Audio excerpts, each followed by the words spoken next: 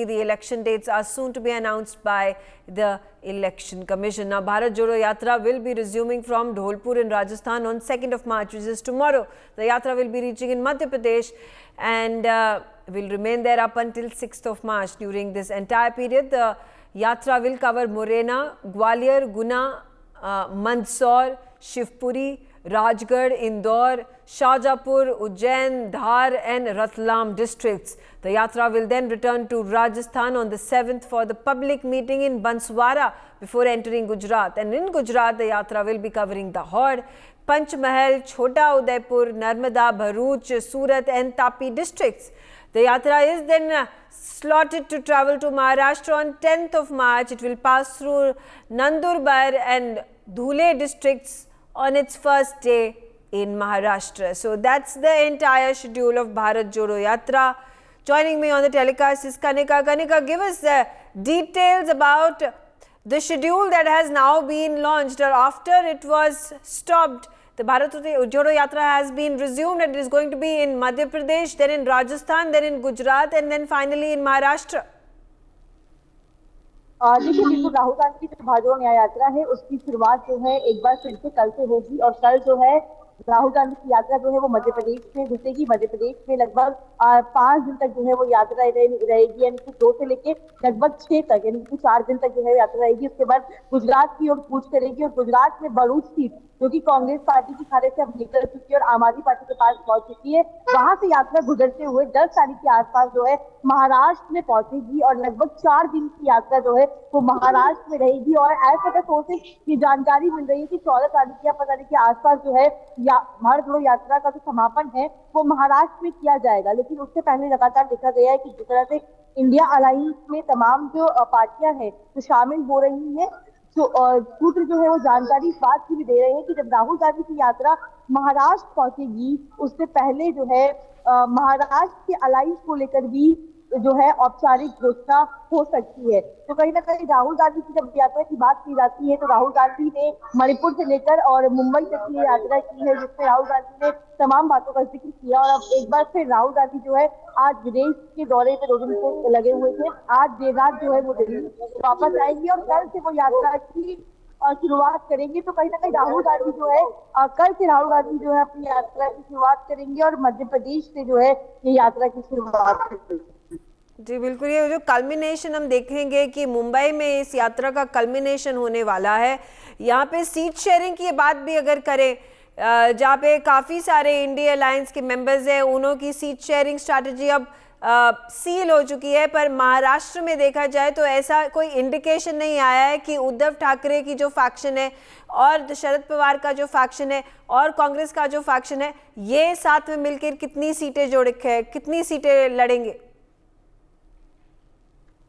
देखिए बिल्कुल seat sharing की जब बात आती है तो इंडिया अलायंस में उद्धव ठाकरे और शरद पवार की जो पार्टी है वहां पर कांग्रेस के साथ अलायंस होने वाला है। लेकिन अगर कहीं ना कहीं देखा जाए तो महाराष्ट्र में सीट शेयरिंग को लेकर तमाम बैठकें हो चुकी हैं, क्योंकि नाना पटोले जो है वो लगातार जो है शरद पवार से और उद्धव ठाकरे से मुलाकात भी कर चुके हैं। बैठकों का दौर जारी है, लेकिन अभी जो एक फाइनल नंबर डिसाइड करने हैं उसको लेकर कहीं ना कहीं अभी कंफ्यूजन है। हालांकि कल तक हमें जानकारी मिल रही थी कि जो है सीट शेयरिंग का फॉर्मूला इस तरह से तय हो सकता है कि शिवसेना को जो है 20 सीटें मिल सकती हैं, वही कांग्रेस 18 पे लड़ सकती है और शरद पवार जो है वो 10 सीटें ले सकते हैं। और छोटी मोटी पार्टियां हैं वो जो है शरद पवार और उद्धव ठाकरे के कोटे से जो है उनको सीट मिल सकती है। लेकिन एज पर सोर्सेज की जानकारी मिल रही है कि जब राहुल गांधी की यात्रा महाराष्ट्र पहुंचेगी उससे पहले इंडिया अलायंस में सीट शेयरिंग का फॉर्मूला जो है वो तय कर लिया जाएगा, क्योंकि जब राहुल गांधी की यात्रा का समापन होगा उस दौरान जो है ज्वाइंट रैली जो है महाराष्ट्र में ऑर्गेनाइज की जाएगी, जिसमें उद्धव ठाकरे और शरद पवार की पार्टी भी हिस्सा लेगी।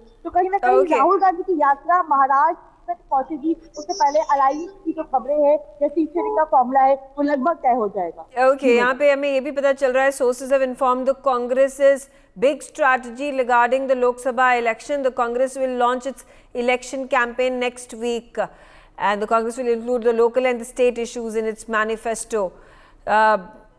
through its manifesto, the Congress is making a strategy to woo the local issues and the segmented voters as well. Kanika, quickly a response from you about the manifesto. यहाँ पे manifesto release होने वाला है, कुछ ऐसी date बाहर निकल के आ रही है कि कब तक कांग्रेस का manifesto पब्लिक में अवेलेबल हो जाएगा?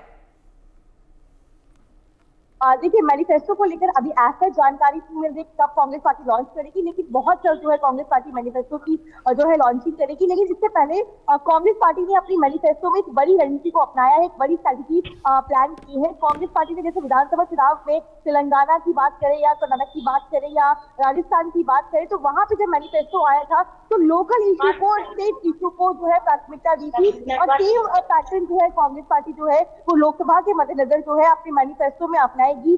कांग्रेस के सोर्सेज जानकारी दे रहे हैं कि इस बार का जो लोकसभा का मैनिफेस्टो होगा उसमें कांग्रेस पार्टी लोकल इश्यूज को टारगेट चलेगी और उसके अलावा खास तौर पे युवा, महिलाओं और बाकी लोगों की जो भागीदारी है उसको लेकर खास तौर पे मैनिफेस्टो में काम किया जाएगा। लेकिन बहुत जल्द कहा जा रहा है कि मार्च में जो है, मिड मार्च में लगभग 10 तारीख से पहले जो है कांग्रेस पार्टी मैनिफेस्टो की जो बात है, जो औपचारिक घोषणा है वो कर सकती है, क्योंकि 4 तारीख को मैनिफेस्टो कमेटी की मीटिंग है। मैनिफेस्टो कमेटी की मीटिंग में तमाम पहलुओं पर चर्चा होगी। वहां पे अप्रूवल होने के बाद CWC कॉल कमेटी की बैठक होती है, वहां पर मैनिफेस्टो जाएगा और आखिरी मोहर जो है वो CWC की बैठक में लगेगी। Okay, all right. Thank you, Kanika, for giving us those details. I'm going to shift my focus to Himachal Pradesh, where the state cabinet ministers, except for the state cabinet minister Vikramaditya Singh and Harshvardhan, all the ministers have reached the assembly. All ministers except these two ministers, including the assembly speaker Kuldeep Singh Pathania, chief minister Sukhwinder Singh Sukhu, deputy chief minister Mukesh Agnihotri, all have reached the assembly. The meeting is still going on, is what we are getting to know. Vipin Parmar on the telecast with me. Vipin, what is happening on the ground? We've gotten to know that Harshvardhan and Vikramaditya Singh are absent from this meeting. Well, Vikramaditya Singh was in Chandigarh as he was scheduled to visit Delhi today, and he left for Delhi at 4:10 p.m. today itself. From Chandigarh International Airport, but it was quite surprising to see that where these all MLAs who cross-voted and who are now expelled from the assembly, these MLAs were residing in this private hotel. Vikramaditya visited that particular hotel and he was in that hotel for almost 3 hours. Now, what sort of discussion he had with all these MLAs as his mother, Pratibha Singh, who is the state chief for Congress, clearly stated that in hurriedly this decision for expelling all these MLAs have taken, and the government or the chief minister or the party high command should have been spoken to these MLAs. Now Vikramaditya, after resigning from his particular post, he came to Chandigarh. Yesterday only there were rumors that he might visit all these MLAs.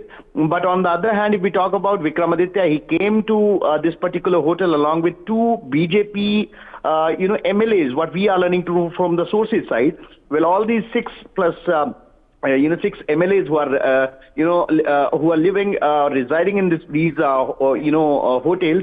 Vikramaditya had spoken to them for almost 3 hours. Now, political pundits, they are clearly stating there must be 2 reasons, whether he was, compelling or asking all these MLAs to come back, and the other equation is that something big can happen in Himachal politics in coming days. Interesting.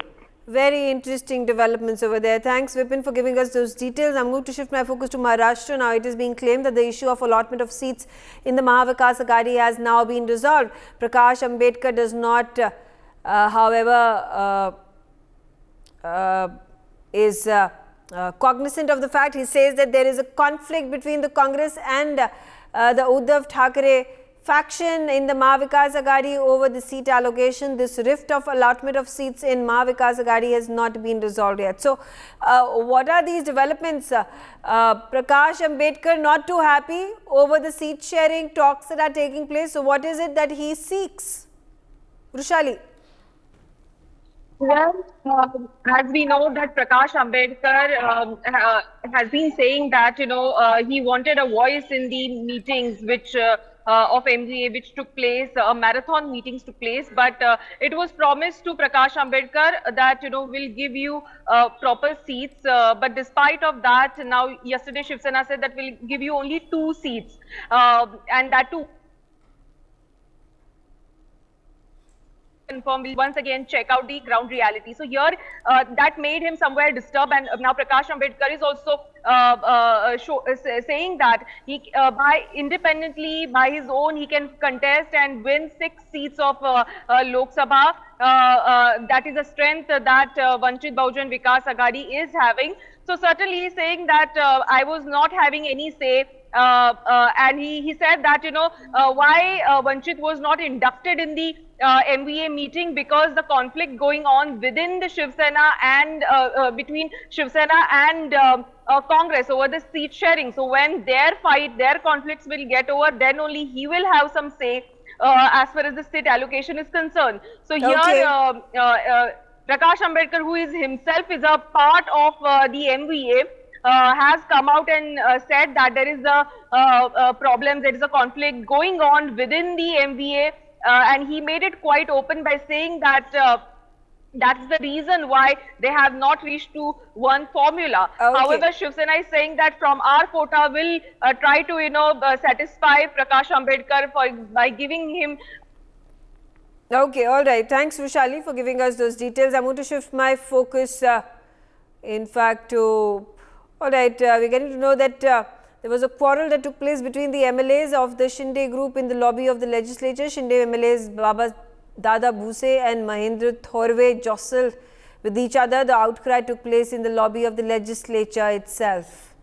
All right, I'm going to shift my focus to Jammu and Kashmir now. We are getting to know that the Congress party's top leaders are engaged in intensive discussions with key figures from Jammu and Kashmir.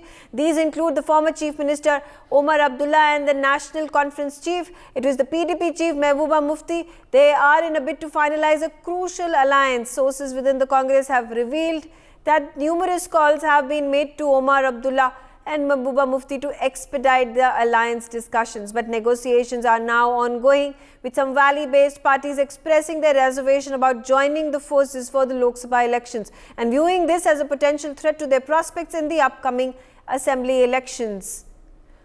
Now, quickly getting in Ajay Jandal on the telecast with me. Ajay, what is this negotiation that is likely to fructify between the NC, the PDP and the Congress? Well, yes, discussion is still on, because earlier what was happening that Omar Abdullah and even Farooq Abdullah from the National Conference side, they have clearly, said that we are not going to compromise any seats from the Kashmir division, and National Conference and the PDP, they are having hold in the Kashmir Valley. So when PDP was not getting any seat, and they were basically, our sources in the PDP clearly, told us that we are ready to spoil their game as well for the National Conference, because if they are not going to share any seat to the PDP for the alliance in Jammu and Kashmir for the parliament election, then it means that we are also going to place our candidate on the other seats where National Conference is expecting that they can win that seat. So that's why the game was very crucial here in the Jammu and Kashmir, and still because only Congress want this alliance to take place, because Congress Congress knows that if they are not going for the alliance in the Jammu and Kashmir, then it will be tough for the for the Congress or the alliance partner to get any seat from the Jammu and Kashmir, because there are, after the abrogation of 370, what we have seen that not only PDP and the PDP, Congress and the National Conference is the stakeholder, are the parties those who are having hold in the Jammu and Kashmir, but Apni Party, Ghulam Nabi Azad's DPAP, they are having very good hold there in the Kashmir as well, because number of former minister, legislators, they have left PDP, National Conference and Congress, and they have joined the different political parties. So every party is having a hold over there. So still Congress is trying for the same, but it is going to be very tough for the Congress to get alliance on seats in formula, because Congress wants 3 seats.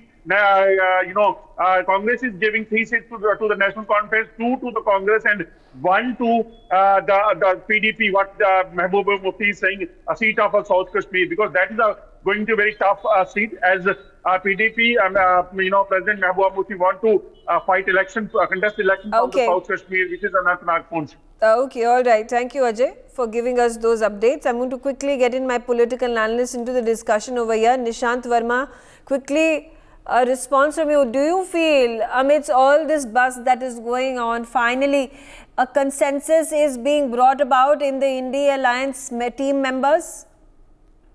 See, Megha, first of all, we should not use the phrases as the reporters were using, like rift and conflict.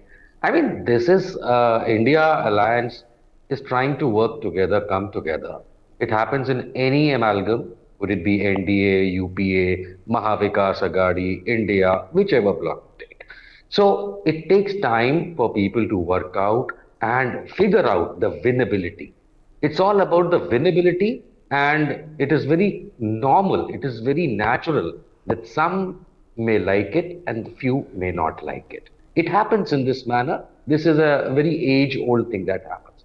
However, what happens is that we amplify a discussion or some sort of understanding which is yet to take place, as in it is a rift, it is a conflict, which may not be true. But then yes, I understand that India definitely wishes to win this time, and for that they are working hard. And what they are trying to do is figure out the winnability factor, and that is the reason you hear about right Okay. from Prakash Ambedkar to Umar Abdullah talking a different voice at times, but I'm sure they'll settle for one. Okay. Sumit, quickly a response from you, particularly talking about the opposition. Rahul Gandhi's Bharat Jodo Yatra is going to resume now. It is going to Madhya Pradesh, it is going to Rajasthan, Gujarat, and finally culminate in Maharashtra and Mumbai. What do you think is will this finally give a positive impact to the I.N.D.I alliance campaign against the BJP? And mind you, they are also going to be releasing their manifesto in the coming week. And Meghaji, thanks for having me on your show. In fact, if this manifesto could have come a little earlier, if this alliance seat sharing arrangement could have come a little earlier, and if there could be a seat sharing arrangement in Delhi, not in Punjab, if there could be a seat sharing arrangement in West Bengal, if there could be a seat sharing arrangement in Tamil Nadu, and if Congress is settling for 17 seats in UP, now if you look at what Congress has got out of all that, and what made Mr. Rahul Gandhi to cancel his so-called Bharat Nyaya Yatra and go to this Jesus College in Cambridge University, where he in a cafeteria addressed 15 students. What was so important? If Nyaya Yatra was important, then what is the addressing of 15 students, which could have been done on a Zoom or a video call? Why did he need to go there? Exactly what was the agenda? What is going to be the agenda? And let's not forget Mr. Jairam Ramesh telling us that on 3rd of March, you will see a new avatar of Rahul Gandhi. So there are a lot of things which are up to table. And Meghaji, if you put the numbers quickly, now what I have been always telling, Congress will not even contest 250 seats on its own. So the grand old party, the big old party of the India cannot contest even the seats which are for the winnability. You can position Rahul Gandhi as a prime minister candidate here and there. You can position him as the leader of the opposition and the only viable prime ministerial candidate. He can tour and travel the whole India. But when it comes to numbers, where is the alliance in Tamil Nadu? Where is the alliance in West Bengal? Okay. You have got 17 seats of 80 in UP, Okay. and you've got 3 in Delhi. There is no agreement in Bihar yet. There is no agreement, and then there's going to be no agreement in Punjab. So Delhi, they have a very good agreement, but they go to Punjab, they have no agreement. And if you look at what Mr. Ambedkar has been saying, bhai, mere ko 2 seats de rahe ho. I mean, you are giving me 2 seats, and still your internal conflicts are not going to work out. And let's see how many seats that Congress gets in J&K, because to my opinion, they are not going to give them even 1 seat there. Wherever regional parties are strong, how do they you are not think, budging. but on the other side, there could be a parallel argument put in place that by Congress playing on the back foot this time around, it could help the regional parties gain the ground because they have presence in their states, thereby reducing the vote share and the seat share for the BJP, because it's truly in the sense that I.N.D.I alliance finally coming together in a cohesive way, and the judicious way in which the Congress at this point of time has approached things by letting the regional parties take the forefront where the Congress is weak. The answer is simple. You see, in politics, nobody cannibalizes himself for other. Nobody, cuts a finger and gives to other. You cannot cannibalize your party and make a regional party. Even if that is the logic, if that is the thought, if that is the dharma, then why you have an alliance in Delhi? You don't have an alliance in Punjab. By Delhi and Punjab, you have the same set of parties. Why you don't have an alliance? And if you look at the alliance numbers which have been worked out too far, if I do a rough cut calculation, they're not even 250. You need to have an alliance in around 500 seats and a formidable alliance to make sure that the BJP doesn't cross 250. Because, and you see, when did the thing start moving? When Modi ji said, "Ab ki baar 400 bar." After that Nara came in, after that slogan came in, they started trying to cobble something right, left, or here and there so that they can be seen as a force. But is there an arrangement today in 250 seats plus also? Forget Congress contesting 250. There's not an arrangement. So mathematically speaking, so where is what is Congress there as a friendly match? Is there a consolidatory price? Is there a price of participation in an election? When you complain that BJP's election machinery working 365 days, 24/7, is this approach? Is this what do you call it? Is this complacent attitude which is going to bring down Modi? Okay. Is this how you are going to defeat Modi? Is this going to work on the ground? Nishant, quickly bringing you just back need to into make the very- conversation. How is India Alliance planning to win the election, and is the Congress taking a backseat? How does this help Congress, and does this help India Alliance? 3 quick points. If Congress was on back foot, Samajwadi Party would not have given them 17 seats in UP, where they don't exist in Vidhan Sabha, minus just 2 MLAs. So let's not go there. Winnability factor is there. Let's not undermine that. Number one. Number two, what was he doing in Cambridge Jesus College with 15 people?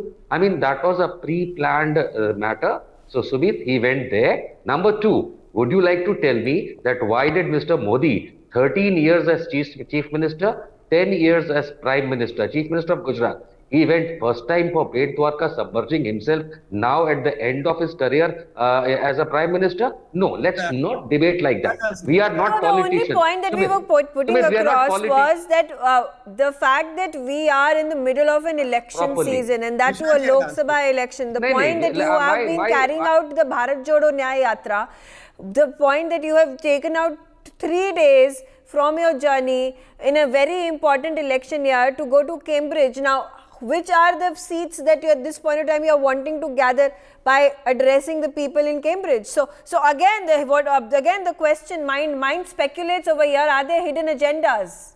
Strike a political argument, strike an analytical argument. You are arguing like a politician, and that is the reason I ask you. Listen, have a heart, have some guts.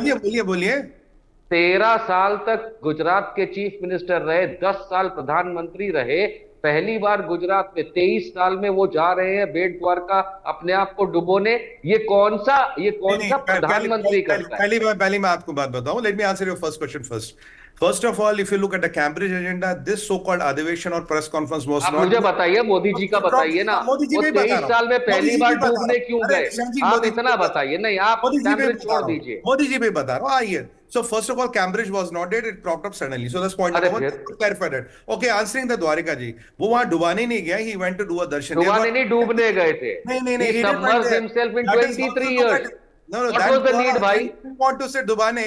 Let me tell you. 2001 he did not go. अरे मैं गिनाता हूँ sir. मैं गुजरात से 30 years in Gujarat, let me tell you. 2008 में chief minister mister Modi नहीं गए, 2002 नहीं गए, 2003 नहीं गए, 2004 नहीं गए, 5, 6, 7, 8, 9, 10, 11, 12, 13, 14, 16, 17, 18, 19, 20, 21, 22, 23, 24, 2024 he goes to suffer. हाँ भैया, देश के प्रधानमंत्री के पास काम नहीं है दूसरा.